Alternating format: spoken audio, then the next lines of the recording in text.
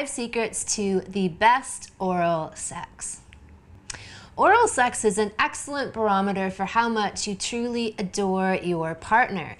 Do you want to taste and absorb every ounce of them? Are you willing to let them deep, deep inside of you?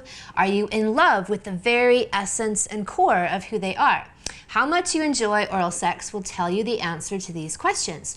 Your partner's genitals are the essence of who they are, and if you reject that, you're rejecting the core of your partner. I've seen these ridiculous products and people's advice that suggests that if they don't like the taste of their partner's genitals, they should smother them in some kind of cherry cola puffy cream or other carcinogenic product. If somebody offers you that, kick them out of bed or just dump the motherfucker already and move on with your life. You have no time for that shit. Sex at its best is full of lots of gushing. Mouths, genitals, pores, everything ought to be producing some kind of powerful fluid. If you have an aversion to your partner's genitals or to swallowing their fluids, you need to find an organic, in every sense of the word, solution instead, like these. Bathe. Hygiene matters.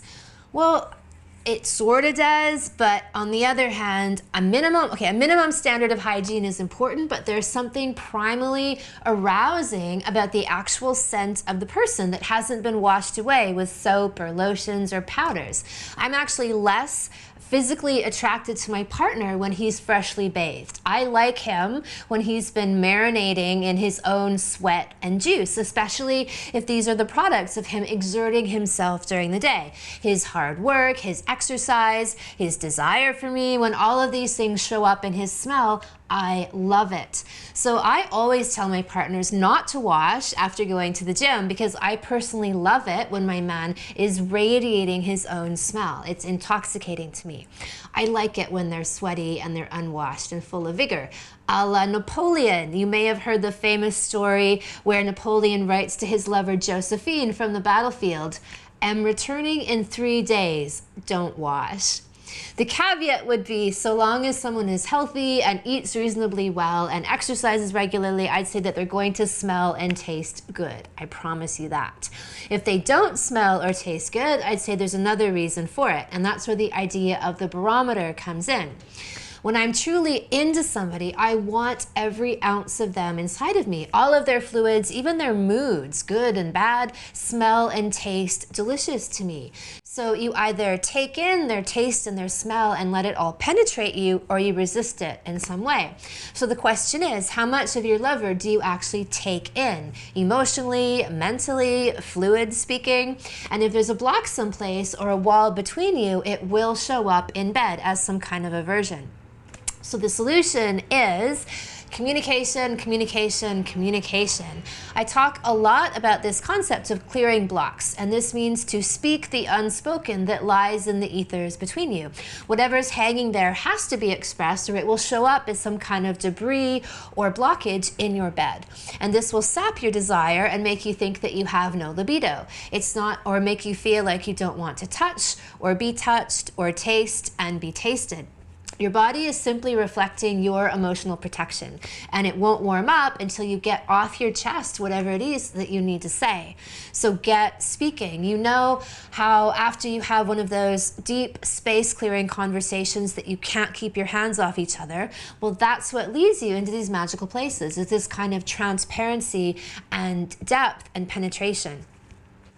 I knew this woman who was very in tune with herself and her genitals, as was her partner, and he would remark that when he tasted her during a time when they weren't very connected or just going through the motions of making love, her genitals had a bitter taste. And when they were open and flowing and very connected together, she tasted sweet. So the genitals don't lie, not if you're aware enough to hear what they say and listen to what they say. If you aren't living from your genitals, I would say that you're blind and you're deaf. They give you powerful insights, and it's your job to listen to them. This is your superfood well. Drink and nourish yourself. Sexual fluids are potent elixirs. They're infused with your concentrated yin and yang essences. Ingesting them has a profoundly balancing and nourishing effect. Ancient cultures actually collected male and female ejaculate to imbibe themselves with after an encounter. A power drink, if you will. So I say ditch the Red Bull and save a ton of money on those fancy superfoods that you love so much. I love them too. And you can harvest your own right from the source. Bottoms up, kids. The act of devouring all aspects of your lover, literally drinking them in, heals you and will bond you more deeply to each other.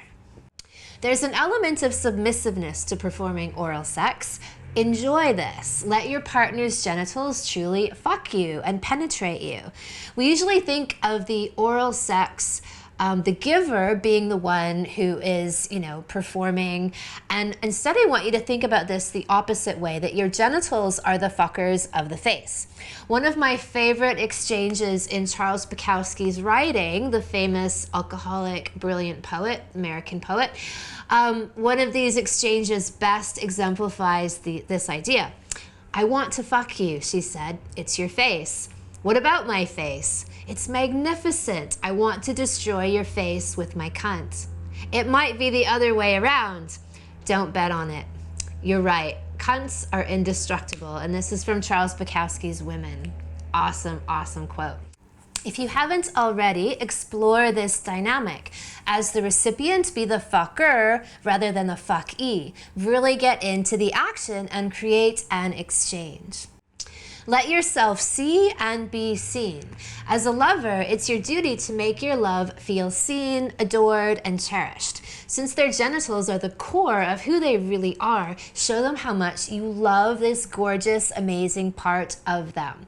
Spend time looking at them with the lights on and adoring them. Comment on what you see, on how much you love it, even outside of the bedroom. I make a real habit of constantly slathering attention on my partner's genitals. I don't really walk by without stroking it a little bit or getting on my knees to perform some even mini act of fellatio because I'm so in love with this part of my partner's anatomy. And so I actually have separate relationships with the man and his cock. It's really important to reinforce your partner's beauty, and this love and this appreciation will come back to you tenfold. You'll boost their sexual confidence and their overall confidence, and they'll radiate more sensuality and juiciness. This is what we do for each other as lovers. We also help each other to love ourselves. This is the gift of being truly seen and cherished by someone that we admire. It's life-changing.